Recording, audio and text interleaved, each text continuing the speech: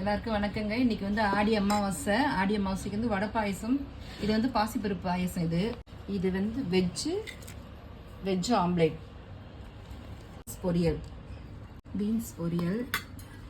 இது வந்து உருளைக்கிழங்கு மொச்சக்காய் போட்டு வறுவல், வடை. இது வத்தல், சாதம், அவரைக்காய் போட்டு சாம்பார்.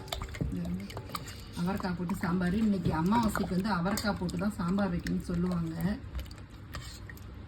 ஏன்னா முன்னோர்கள் வந்து வேலையெல்லாம் செஞ்சுட்டு அலுப்பாக வந்து அவரைக்காய் பந்தலில் தான் வந்து உட்காருவாங்களாம். அதுக்காக எங்கள் வீட்டு பெரியவங்க சொல்லியிருக்காங்க, அவரைக்காய் போட்டு சாம்பார் வைக்கணும் என்னைக்கும் அமாவாசைக்கு அப்படின்னு. அதனால் அவரைக்காய் போட்டு சாம்பார், ரசம். இதாங்க இன்னைக்கு எங்கள் வீட்டில் சாப்பாடு. எல்லாரும் சாப்பிட வாங்க.